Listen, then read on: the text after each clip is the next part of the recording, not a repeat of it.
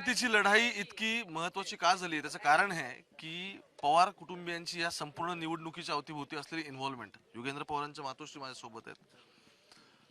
नक्की कशा पद्धतीने बारामतीची निवडणूक चालली, कारण त्याचं कारण असं आहे की ती निवडणूक फक्त पॉलिटिकल इथपर्यंत मर्यादित नाही राहिली. ज्यावेळी घरातली नाती एकमेकांच्या समोर उभी राहतात त्यावेळी नक्की कोणत्या वळणावर आहे आपण सगळे? कसं आहे हे बघा, आता तुम्ही असं म्हणताय की घरातली नाती आहेत. आम्ही त्या निवडणुकीकडे, कुठलीही निवडणूक असो, कोण ना कोण तरी प्रतिस्पर्धी असणारच आहे ना. त्याच्यामुळे ठीक आहे, जे असतील लढेंगे और जीतेंगे. पण मुद्दा हा आहे की जी गोष्ट लोकसभेला घडली, म्हणजे अजित पवारांचं म्हणणं होतं की त्यावेळी त्यांनी चूक केली, आता यावेळी उमेदवार देऊ नये हे त्यांच्या आईचं पण म्हणणं होतं. नाही, मग ती त्यांनी चूक केली ते त्यांचा प्रश्न आहे ना. तो आमच्याकडे कसा तुम्ही बोट नाही, दाखवता? पण त्यावेळी त्यांनी माफी मागितली, पण यावेळी तुम्ही उमेदवार देऊन तुमच्या बाजूने चूक आहे अशा पद्धतीचं ते दाखवण्याचा प्रयत्न. नाही, आमच्या बाजूनी चूक असं त्यांचं म्हणणं असेल, पण आमची पण काहीतरी, एका नाण्याला शेवटी दोन बाजू असतात. त्यांनी जर उभं त्यांनी ताईंना पाडायचा जो विचार केला होता, हा अतिशय चुकीचा विचार आहे. आणि आम्ही त्यांना सांगून देखील त्यांनी पुढे गेलेले होते. तिथे मग आम्हाला कुठेतरी वाईट वाटतं की शेवटी ताई, आज इथे माझी ही लेक आहे, या लेकीला आम्ही कुठेतरी पाडायचा प्रयत्न करायचा, हे कुठल्याही सर्वसामान्य जनतेला हे पटलेलं नाही आहे. आणि नंतर मग आपण बोलून की चूक झाली, एकदा जेव्हा मन दुखावली जातात त्यावेळेला ते घाव भरून निघत नाहीत. अजून घाव भरून निघाले नाहीत आता हे सगळं. आता हे तो प्रश्न तुम्ही ज्याला त्याला विचारला पाहिजे ना. मध्ये मी बापूंना भेटलो, त्यांचं असं म्हणणं होतं की त्यांचं आईसोबत बोलणं झालं होतं, पण दादांचं कदाचित झालं असेल. तुम्ही लूप मध्ये होता? हो, आम्ही सगळ्यांशी, आम्ही दिवाळीत सगळेजण एकत्र होतो.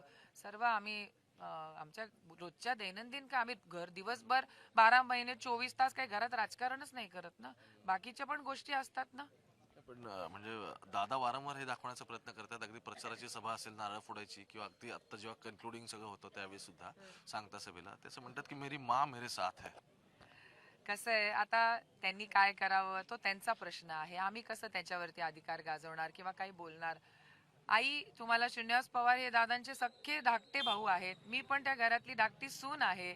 एवढाच फरक आहे की आम्ही कधीही कुठल्या गोष्टीचा एक ड्रामा करायचा प्रयत्न केला नाही.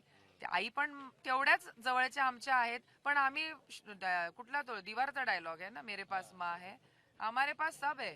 साहेब भी है, माँ भी है, मेरी माँ भी है, सब है. मग या सगळ्यातून आता म्हणजे युगेंद्र असतील किंवा आजी, त्यांचं आजीचं आणि त्यांचं नातं आता कसं आहे या सगळ्यानंतर? आजीचं नातं मी तुम्हाला सांगायला नको, तुम्हाला पण आजी आहे ना. नातवाला आणि आजीचं नातं काय असतं, दुधावरची साय असते ना नातू. त्याच्यामुळे काकणभर आजीचं प्रेम नातवावर जास्तच आहे, हे मी तुम्हाला खात्रीने सांगते. लेखापेक्षा नातावर जास्त आहे. तसं मी म्हणलं का तुम्हाला? बरं, मी आता शेवटाकडे चाललोय. म्हणून मधल्या काळात मला असं कळलं की इथे कारवाई झाली होती, इलेक्शन कमिशनचे अधिकारी आले सगळे चेक करायला, तुम्हाला टार्गेट केलं असं तुमचं यावरती म्हणणं आहे का? कसं आहे, आता हे इलेक्शन आहे, जे ते आपल्या सत्तेचा गैरवापर करत असतात. ठीक आहे ना, आम्हाला सामोरं जाणं, सहकार्य करणं आमचं काम आहे. तुम्हालाच पाहिलं, तुम्ही टीव्हीवरती बघितलं, काही कुठे सापडलंच नाहीये.